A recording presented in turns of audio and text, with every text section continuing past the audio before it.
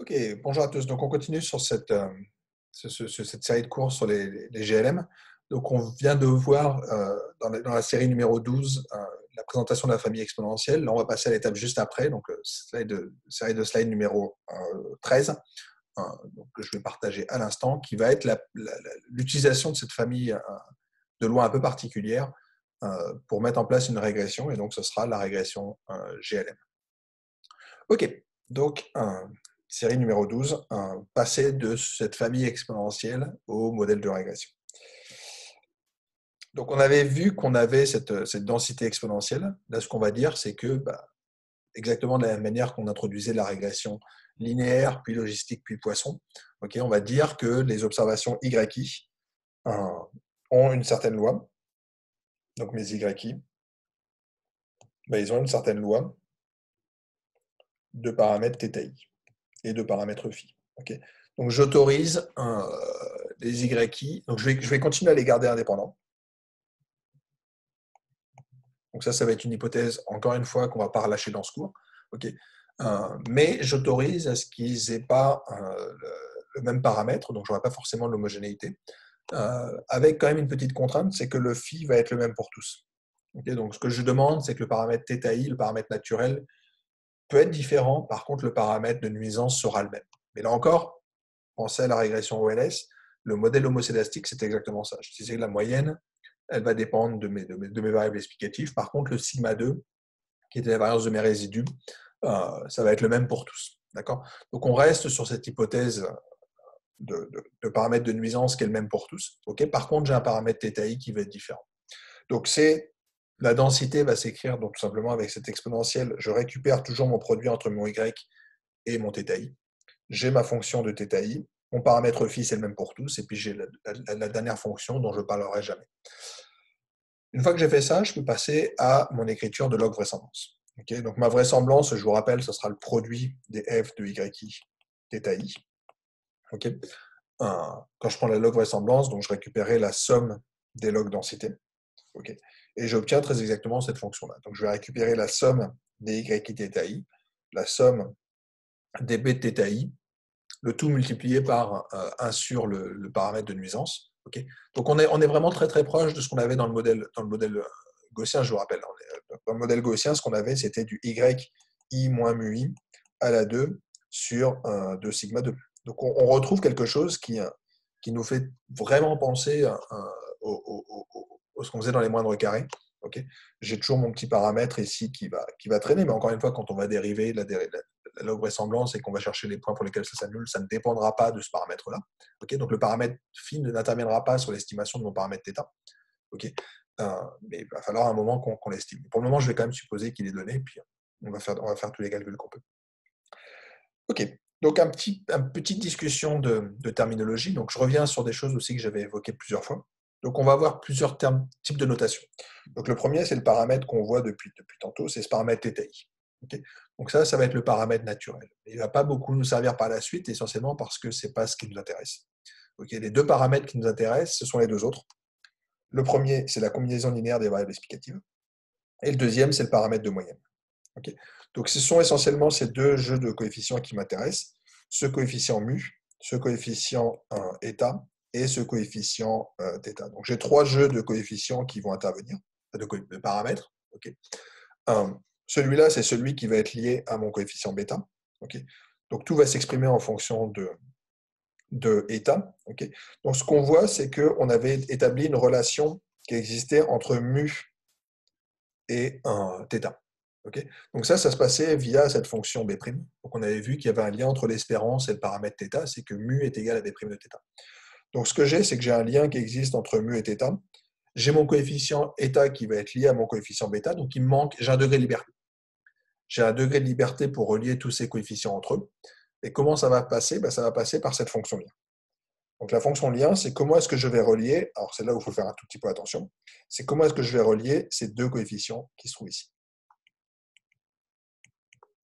Le lien va me permettre de dire ce qui relie mu et eta.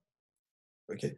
Donc une fois que j'aurai donné cette fonction lien, dans ces cas-là, tout va devenir relié, puisqu'en fait, comme mu, c'est ce qui est marqué ici, mu c'est B' de θ. Okay. Ce qu'on peut montrer, c'est que comme eta, c'est G de mu, bah, c'est que eta, c'est G de B' de θ. Donc en fait, je peux passer de cette fonction-là à celle-là en disant que je vais prendre G de B' de θ. Okay, donc je peux relier tous mes jeux de coefficients. Okay. La seule chose, c'est que pour pouvoir tous les relier, j'ai besoin de spécifier cette fonction lien. Okay. Donc ça, c'est une étape très, très, très importante dans les GLM. Donc, je ne vais pas dire qu'on va passer 10 minutes pour que vous méditiez un petit peu sur ce point-là, mais c'est le point presque le plus important à retenir, parce qu'en fait, ça va être presque plus important que la fonction de la loi qu'on va choisir dans notre modèle. La fonction lien, elle est au cœur de beaucoup de choses par la suite. Et c'est un paramètre qu'on peut choisir. Okay. Donc pour le moment, on ne l'avait pas choisi. J'avais un petit peu noyé tout ça en vous disant, quand on va faire une régression de Bernoulli, on prendra un lien particulier, on va prendre le lien logistique, et je vous avais justifié pourquoi c'était intéressant, mais je n'étais pas allé beaucoup plus loin. Pour la régression de Poisson, j'avais juste dit, on va prendre une exponentielle de la combinaison linéaire, je n'avais pas discuté ce point-là. Okay, mais d'un point de vue pratique, on peut choisir la fonction lien. On peut faire à peu près ce qu'on veut, moyennant des hypothèses techniques et numériques, mais on a une vraie souplesse sur le choix de cette fonction de lien. Okay.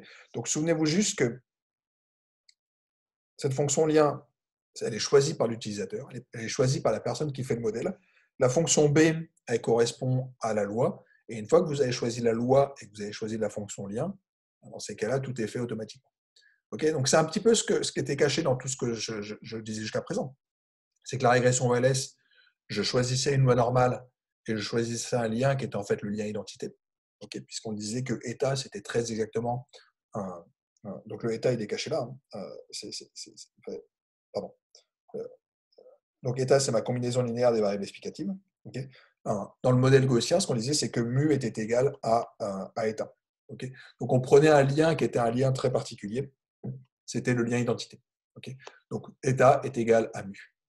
Okay. Donc j'avais dit, je prends une loi normale, je fixe mon B qui était le B de θ qui valait θ2 sur 2, le modèle gaussien, et je prenais un lien qui était un lien d'identité. Quand j'avais fait ma régression logistique, je disais, on va prendre la loi logistique, ce qui revient à choisir une fonction B, qui était ce logarithme de 1 plus exponentielle de θ, et je prenais un lien qui était cette famille, cette transformation logistique. Quand j'ai fait une régression de Poisson, j'ai dit, on prend une régression de Poisson, c'est-à-dire que B, c'était mon exponentielle de θ, et je prenais un lien particulier qui était le lien logarithmique, okay, qui disait que je prenais cette exponentielle de ma combinaison linéaire des variables explicatives. Mais en fait, techniquement, j'ai le choix. Okay, donc, je choisis ma loi et je choisis mon lien. D'accord. Donc, il y a vraiment ces deux paramètres fondamentaux qui sont ici les deux que je vais devoir choisir. Okay, donc, faire une régression GLM, c'est choisir la loi, c'est-à-dire choisir la fonction B, mais c'est aussi choisir le lien. Okay. Donc voilà. Donc, une fois que j'ai dit ça, en fait, j'ai tout dit. Après, on va juste tourner un petit peu autour. Donc, on peut discuter un petit peu de ces histoires de liens. Est-ce que je peux vraiment choisir n'importe quoi? Qu'est-ce que ça implique, ce choix de lien?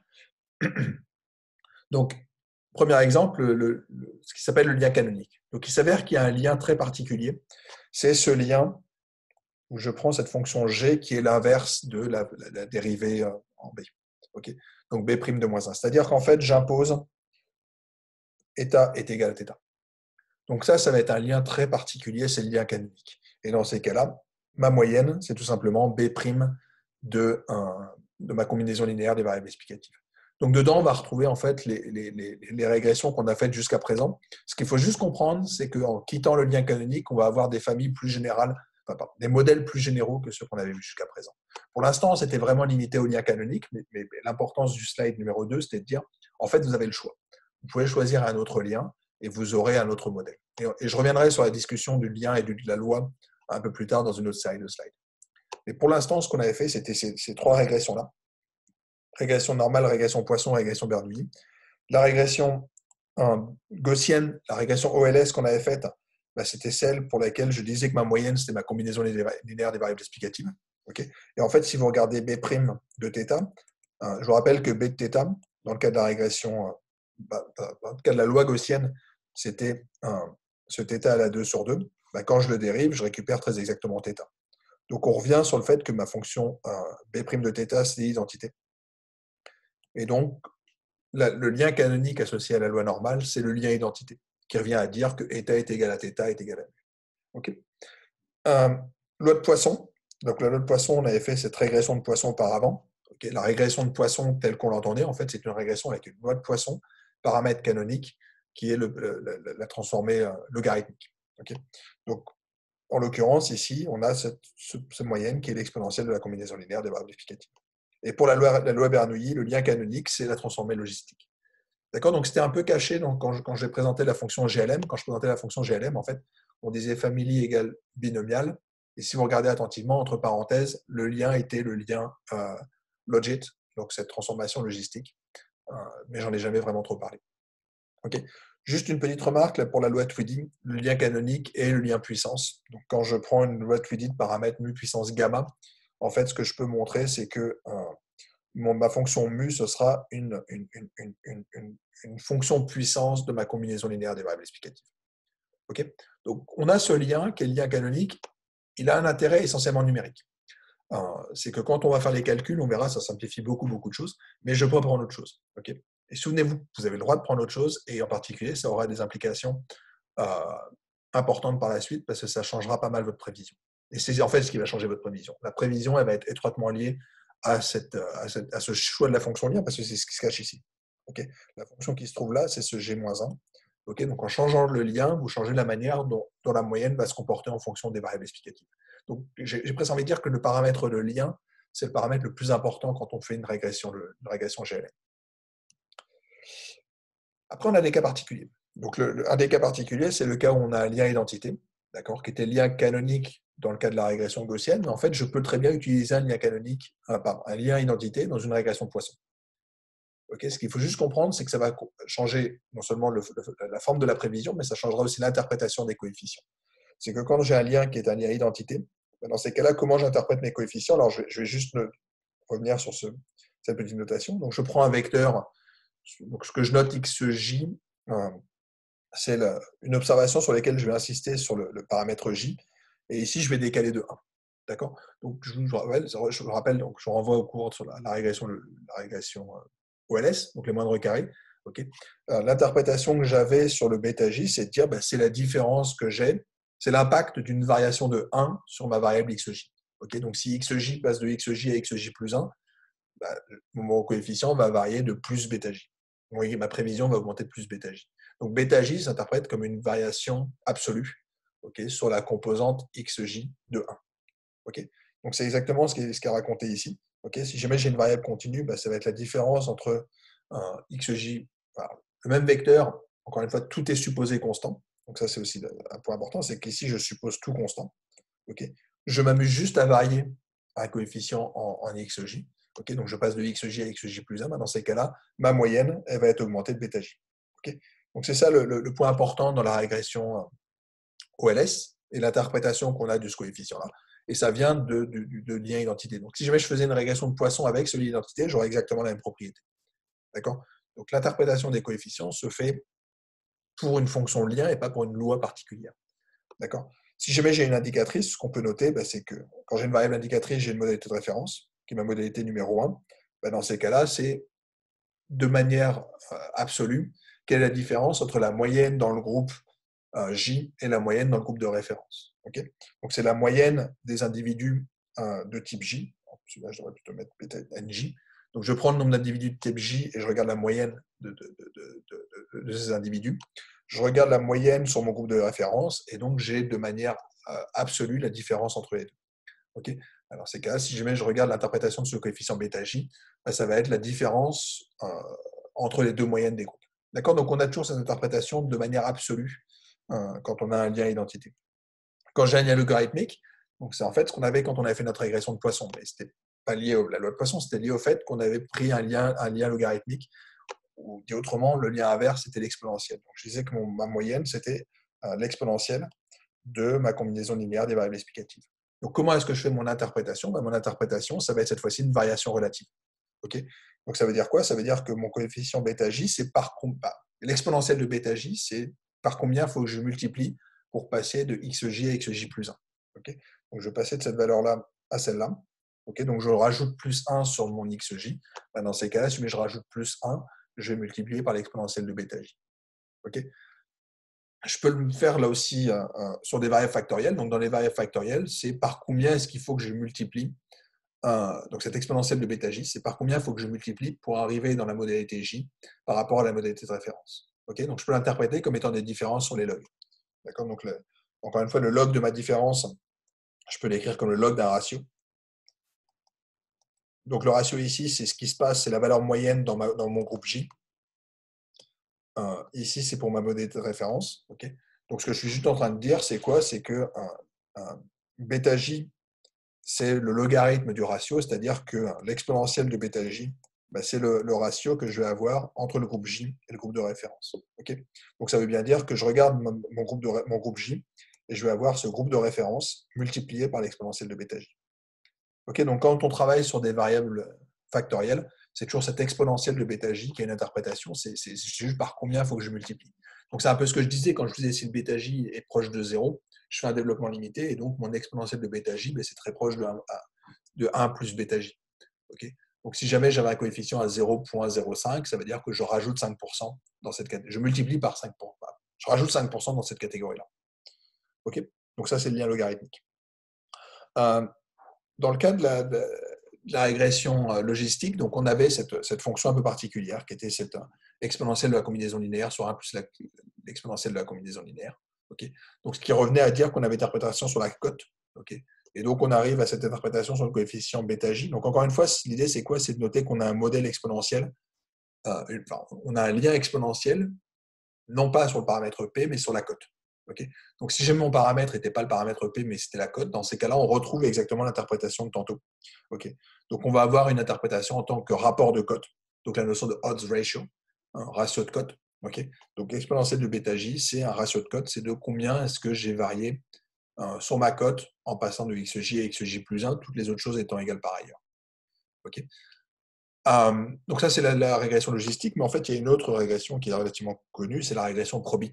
Okay, donc, la régression probit, c'est une transformation un peu particulière, c'est phi, grand phi de x transposé bêta. Okay, donc, la moyenne, ce sera la fonction cumulée de la loi n01 prise à ma combinaison linéaire des variables explicatives. Donc, ça, c'est une fonction lien un peu particulière, mais qui est possible sous R en particulier. Donc, je peux très bien faire family égale un binomial, entre parenthèses, un link égale un probit. Okay. Donc, probit veut dire probability unit. Okay. L'idée étant que je ne note pas avec des probabilités entre 0 et 1, mais je passe à une version normalisée. D'accord. Donc, on en avait parlé un tout petit peu, ça correspond en gros, ça correspond à ce qu'on a dans le modèle de Merton quand on fait du risque de crédit. Je vais évoquer une autre fonction lien qui peut avoir un intérêt, c'est la fonction dite clog, qui est le complémentaire log-log, qui intervient dans un cas très particulier. C'est supposons que j'observe fondamentalement une variable de comptage. Okay, donc, la variable que j'observe, c'est un modèle de comptage, et supposons qu'on ait fait une régression de Poisson là-dessus. Okay, donc, le modèle de Poisson log, okay, Poisson avec un lien log, c'est ce modèle dans lequel je suppose que n suit une loi de Poisson, dont le paramètre, c'est cette exponentielle de la combinaison linéaire des variables explicatives. Okay, supposons que ce qui m'intéresse, ce n'est pas vraiment cette variable de comptage, mais c'est plutôt est-ce que la personne a eu une valeur qui était strictement positive. Okay, donc, revenez à l'exemple qu'on avait utilisé, qui était l'exemple des affaires extra-conjugales. Supposons que la question qui m'intéresse, ce n'est pas combien d'affaires d'extra-conjugales la personne a eu, mais c'est est-ce qu'elle a eu une affaire extra-conjugale. Okay, donc, si la variable d'intérêt, ce n'est pas n, mais c'est le fait que n soit positif, okay, donc j'appartiens à n étoile, donc n étoile, c'est n privé de 0. Okay, donc, je me pose la question, l'indicatrice que n est strictement positive. Okay. Dans ces cas-là, j'aurai un modèle de type Bernoulli. Okay. Pour les fréquences de sinistre, c'est de me dire, je n'ai pas envie de modéliser la fréquence de sinistre, j'ai juste envie de savoir quelle est la probabilité pour qu'une personne ait au moins un accident dans l'année. D'accord. Donc, la fréquence a plus de sens parce qu'en assurance, on va être plutôt proportionnel, la prime sera plutôt proportionnelle à ce lambda qu'à la probabilité d'avoir un accident, mais on peut très bien imaginer que la probabilité d'avoir un accident puisse être intéressante. Okay. Et j'en parle aussi parce qu'en fait, il y a beaucoup de cas pour lesquels, typiquement, tous les algorithmes d'apprentissage sont essentiellement développés sur des classifieurs. Et donc, c'est plus facile en fait, de construire un modèle là-dessus que de se construire un modèle sur cette variable-là. Okay.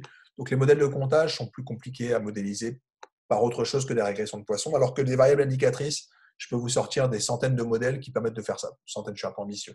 Je peux vous trouver des dizaines de modèles qui permettent de faire ça, que ce soit des arbres de classifs, que ce soit des SVM, que ce soit des réseaux neuronaux, peu importe. Okay, donc, c'est facile en fait de modéliser cette variable-là. Et en fait, si jamais j'essaie de regarder comment se comporte cette variable-là, donc j'avais mon modèle de poisson. Okay, donc, mon modèle de poisson me permet de récupérer la proba de ne pas avoir de sinistre. Okay, donc, c'est juste mon exponentielle de moins lambda. Donc, je vous rappelle que quand vous avez une loi de Poisson, la probabilité de voir 0, c'est exponentielle moins lambda. Donc, j'ai mon exponentielle de moins lambda, mais lambda, c'est l'exponentielle de ma combinaison linéaire. Donc, en fait, je récupère que la proba d'être positif, c'est-à-dire la probabilité pour que y soit égal à 1, c'est 1 moins cette exponentielle de moins l'exponentielle. Okay, donc, en fait, je vais récupérer un modèle qui sera un modèle de type Bernoulli avec une fonction qui sera très particulière sur la proba. C'est que ça va être cette fonction où j'ai du 1 moins l'exponentielle de ma combinaison linéaire. Donc, cette fonction, c'est une fonction, donc, encore une fois, le lien s'exprime, c'est le lien qui va, c'est la fonction qui va relier la combinaison linéaire à la proba. D'accord? Donc, il va falloir inverser cette fonction-là. Donc, la fonction inverse de 1 moins l'exponentielle de moins l'exponentielle, c'est donc du logarithme de 1 moins, d'où la notion de logarithme complémentaire. Okay. Donc, c'est cette fonction-là. Donc, en fait, à partir du moment où vous avez une variable de comptage, mais que ce qui vous intéresse, c'est juste la survenance ou la non-survenance en fait, de l'événement, dans ces cas-là, on peut faire un modèle, un modèle Bernoulli avec ce lien C-log-log. Donc, le lien C-log-log est un lien particulièrement important quand on fait des régressions Bernoulli. Okay, et si je veux le faire un tout petit peu avec les mains, l'idée c'est quoi? C'est de dire, quand j'avais ma proba, donc j'avais mon paramètre P qui était compris entre 0 et 1. Okay, si jamais vous êtes entre 0 et 1 et que vous prenez le logarithme, vous allez récupérer quelque chose qui va être défini sur R-. Vous prenez moins cette valeur-là, vous revenez sur R+, et après vous prenez le log de quelque chose sur R+, vous revenez sur R. Okay, donc ce paramètre il a du sens parce qu'il nous ramène encore une fois sur R. Donc, c'est un paramètre c'est une fonction de lien qui peut être relativement intéressante à creuser, en tout cas, si jamais on veut faire des modèles Bernoulli. Et en fait, je peux relier ces trois modèles que je viens de présenter, c'est-à-dire logistique, probit et C-log-log avec des modèles latents. Donc, en fait, les modèles latents, ça revient à dire que ce qui m'intéresse, c'est une variable y qui était une variable indicatrice. Okay, donc, je vous avais dit que les modèles Bernoulli servaient pour modéliser des indicatrices, donc pour la survenance d'un événement ou pas. Mais ici, on va regarder la survenance d'un événement que je n'observe pas. Okay, donc, ça va être typiquement donc, la notion de latence, ça veut dire qu'il y a une variable sous-jacente que je ne peux pas observer. Donc, l'exemple classique, c'est le modèle de Merton en risque de crédit en finance, c'est de dire quand est-ce qu'il y a défaut d'une entreprise? Il y a défaut quand la dette devient trop grande. Donc, ma variable y tilde, c'est la dette d'une entreprise, je ne l'observe pas. Okay. Mais je suppose que cette dette-là, elle est continue. Et donc, je vais pouvoir faire un modèle linéaire dessus. Okay, donc, on va supposer qu'on a un modèle comme ça. En fait, quand vous essayez d'écrire la probabilité, donc je reviens à ma notation de type GLM, donc ma probabilité, je la vois comme la moyenne, okay, donc c'est l'espérance de ma variable Y. Dans ces cas-là, ça revient à dire que c'est la probabilité de dépasser un seuil. Alors, ici, j'avais pris mon seuil qui était égal à 0. Okay, donc, je peux normaliser via la constante pour avoir ce seuil qui vaut 0.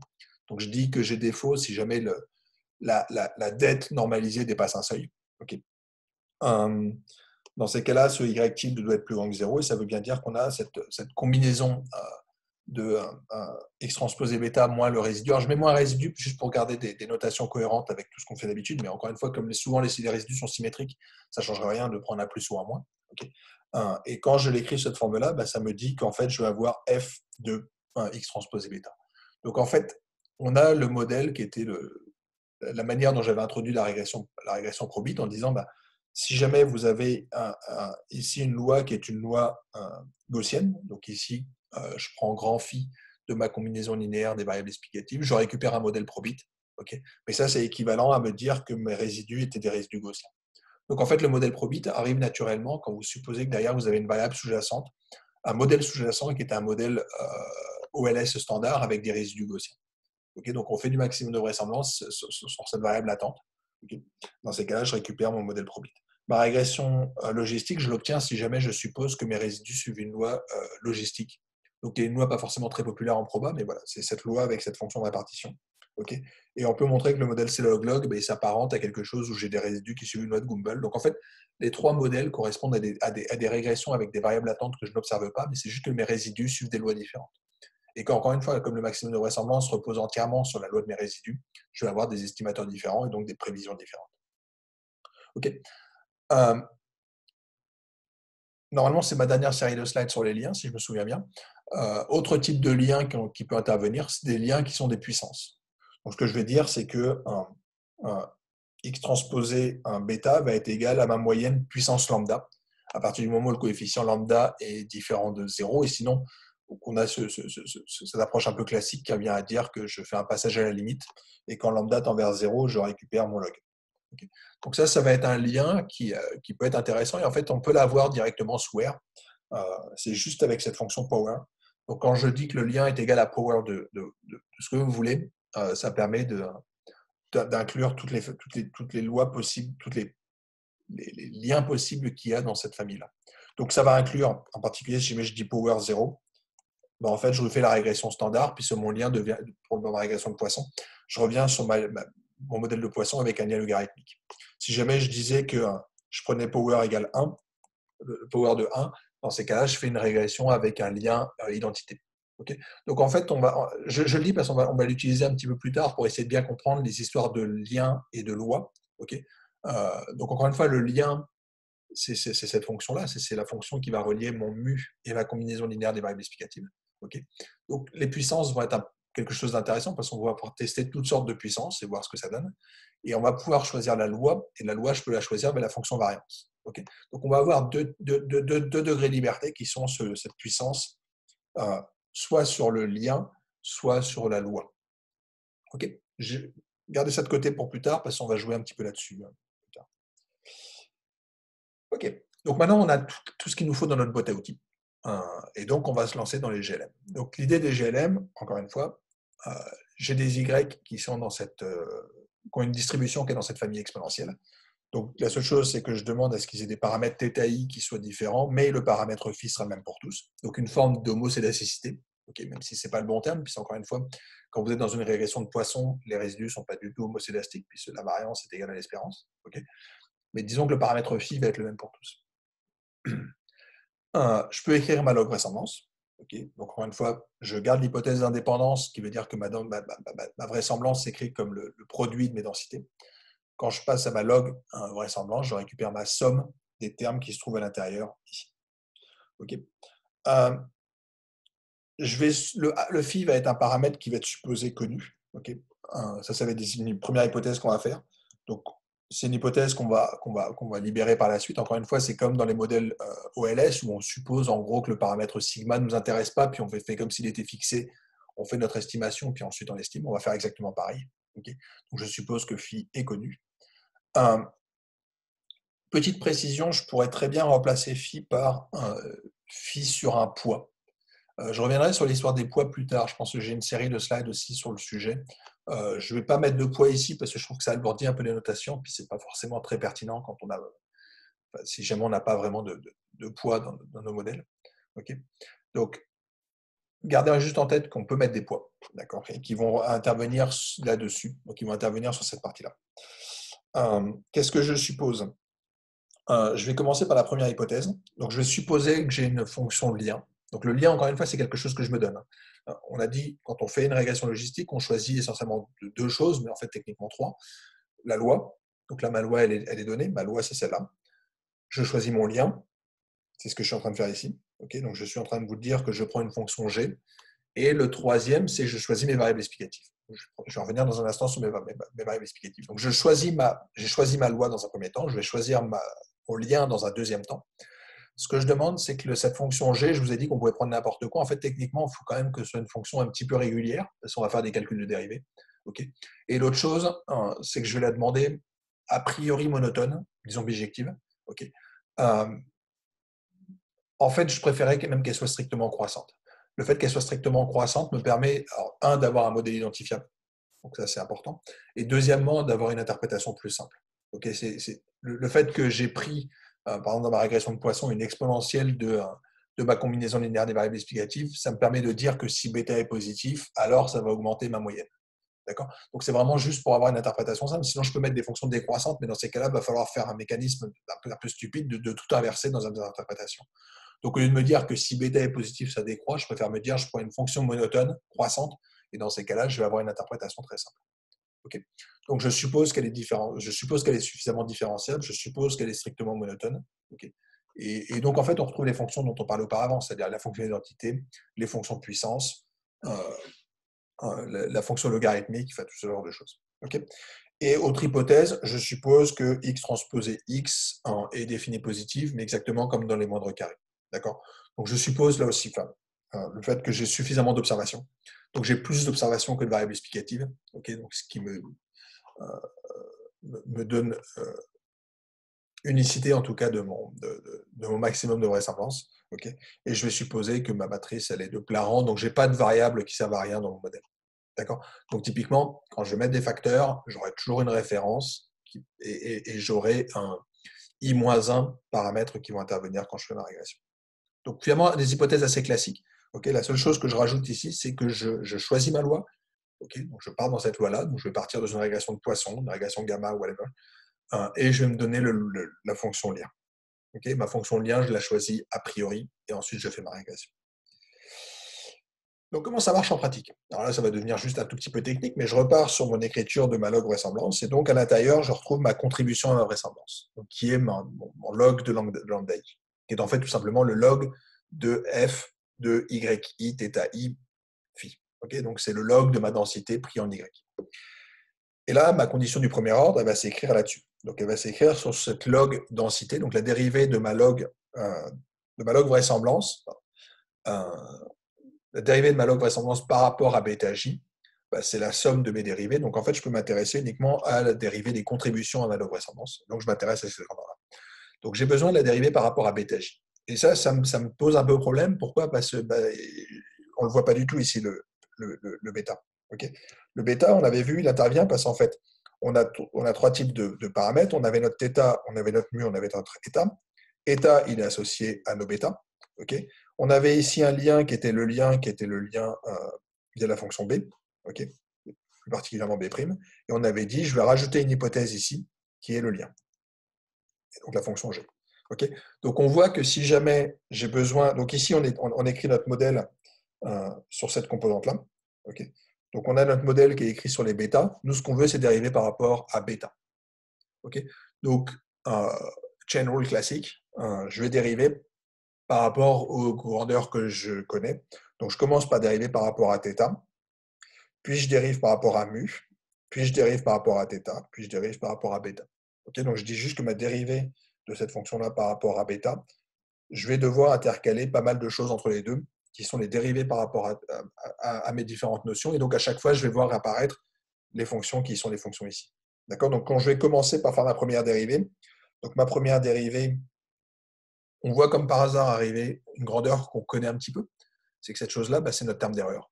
Okay, donc j'ai y moins mu, donc j'ai en fait mon epsilon i sur un sigma 2. Okay, si jamais je revenais dans un modèle de régression standard. Okay, donc on a un terme d'erreur. Okay, ensuite, le deuxième terme, donc la dérivée de θ par rapport à mu, c'est le terme qui se trouve ici. Donc c'est le terme qui se trouve là, donc qui fait intervenir ma fonction b, mais on l'a vu, la fonction b, en fait, c'est la fonction variance. Okay, donc en fait, on a quelque chose qui nous fait penser de la fonction variance. Okay, ensuite, on a un terme dont je n'ai pas encore parlé, je me le mets de côté, mais qui va être lié à cette fonction de lien. Donc, dès que vous changez votre fonction de lien, ça va avoir un impact sur cette partie-là. Et le dernier, c'est le terme le plus simple, puisqu'en fait, la relation entre le θ et le bêta, c'est cette combinaison linéaire des variables explicatives. Donc, en fait, on voit apparaître tout simplement le fait que quand je dérive θi par rapport à bêta-j, je récupère epsilon ij, xij. OK? Donc, on est sur quelque chose de relativement simple, c'est juste qu'il faut écrire les choses proprement, okay, et de noter qu'on a tous ces différents paramètres qui interviennent à chaque fois, puisqu'en fait, on a 2 degrés de liberté importants dans les GLM, le choix de la loi, première étape, quelle loi je veux avoir, c'est-à-dire le choix de la fonction variance, c'est-à-dire le choix de la fonction b, et quel est le lien que j'utilise ici. Okay, donc, on a nos 2 degrés de liberté qui vont intervenir à 2 endroits très précis. Et on va avoir quelque chose d'un peu simple. C'est le cas où mon lien sera le lien canonique. Et dans ces cas-là, les calculs vont simplifier un tout petit peu. Et sinon, je vais avoir ces 2 coefficients qui vont être un petit peu qui vont un petit peu compliquer notre écriture de conditions du premier ordre. OK? Mais on voit apparaître des choses qu'on avait déjà vues, c'est-à-dire ma condition du premier ordre va faire intervenir le terme d'erreur et on va multiplier ça par du x, xij. Donc je vous rappelle que quand on faisait des moindres carrés, OK, et quand on faisait aussi de la régression probit et quand on faisait de la régression Poisson, notre condition du premier ordre, elle s'écrivait un x, un transposé, un y moins mu chapeau est égal à 0. En fait, c'est à peu près ce qu'on va avoir. OK. La seule chose, c'est qu'il y a des petits termes qui devraient se rajouter ici. Les termes qui vont se rajouter, ils sont liés à la dérivée de mu par rapport à état, c'est-à-dire en gros la fonction lien, et la dérivée de θ par rapport à mu, c'est-à-dire ma loi. OK. Donc, quand je disais probit, c'était le fait qu'on ait une binomiale avec un lien probit. Quand je disais Poisson, en fait, c'était du Poisson avec un lien log. OK. Donc Poisson log, probit et OLS, c'est-à-dire gaussien avec son lien canonique. En fait, dès que je faisais ces trois modèles-là avec leur lien canonique, on voyait qu'on avait une écriture très très simple, OK, pour la condition du premier ordre. Là, la chose va se compliquer un tout petit peu quand je ne suis pas sur le lien canonique, OK, où je vais avoir des termes supplémentaires qui vont apparaître. Donc si jamais j'essaie de creuser un tout petit peu, en fait, on récupère cette écriture-là. Donc, j'ai mon terme d'erreur, j'ai mon xij, et on a les deux autres termes qui interviennent. Le premier, c'est lié à la loi, et donc à la fonction lien, à la fonction variance, pardon. Donc j'ai ma fonction variance qui intervient ici, et ici j'ai ma fonction lien. OK. Donc en fait, on récupère cette écriture-là. Alors, on va récupérer un terme qu'on voyait juste apparaître en fait quand on faisait les calculs de matrice hessienne. Quand on faisait la matrice hessienne, on n'avait pas un x transposé x, mais on avait du x transposé un oméga x, OK, qui intervenait quand on faisait de la régression probit. OK, donc ça c'était sur ma matrice hessienne. OK. Ce qu'on avait, c'était notre condition qui était toujours du x transposé y moins mu, chapeau, qui était égal à 0. OK, donc on avait notre condition du premier ordre, la condition du second ordre, qui était la dérivée seconde par rapport à notre coefficient. Donc ici, ça se complique un tout petit peu dès le début, essentiellement à cause du fait que mon lien n'est pas forcément le lien canonique. Donc on a cette fonction qui va intervenir, qui fait intervenir le lien et la loi. OK.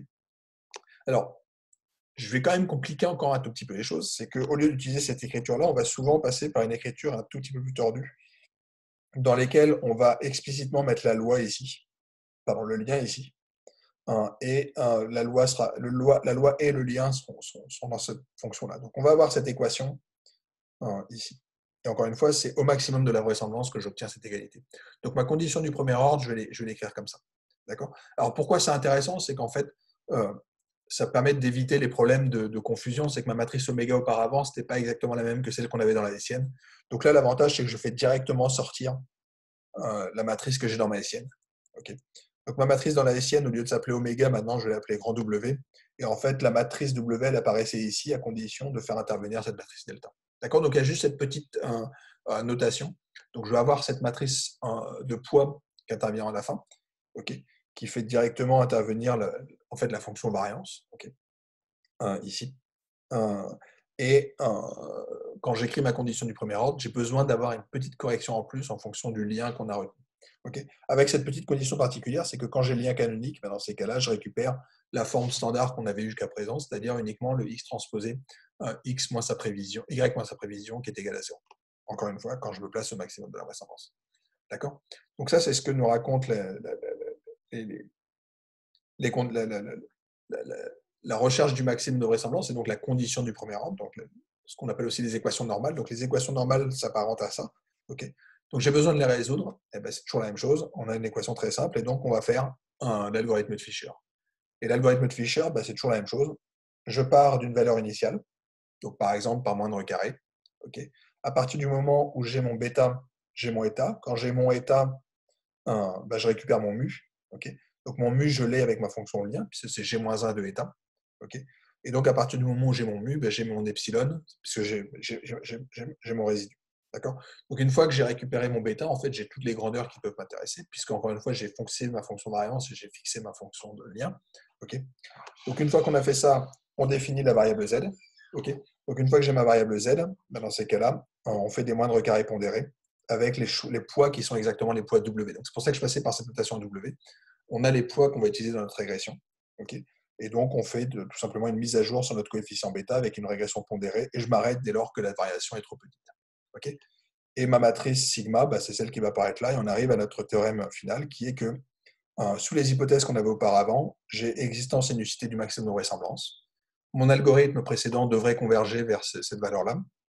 Je peux montrer que j'ai une normalité asymptotique avec c'est la matrice phi, qui est la matrice sigma, qui est exactement celle qu'on avait évoquée auparavant, qui est ce x transposé en wx, okay, donc avec la matrice de poids. Okay. Et ce qui est intéressant, c'est que je n'ai pas juste ma convergence asymptotique vers une loi gaussienne de mon bêta, c'est que je l'ai aussi sur mes états et je l'ai aussi sur mes mu. Et le fait de l'avoir sur les mu, c'est bien, c'est que ça nous garantit qu'on aura en plus une normalité asymptotique de nos prévisions. Voilà, donc je vais m'arrêter là, je vous laisse méditer sur tout ça, mais on vient de faire l'essentiel de ce qu'on avait à voir sur la régression GLM, puisqu'on a réussi à faire notre estimation, trouver nos estimateurs et trouver des propriétés théoriques de nos estimateurs. Et pas juste ça, on a des propriétés de normalité asymptotique de toutes les grandeurs qu'on avait vues jusqu'à présent, donc pas seulement de bêta, mais aussi de ma combinaison linéaire et a fortiori de ma prévision. Voilà, donc je vais m'arrêter là pour l'instant et la prochaine fois, on continue sur les GLM.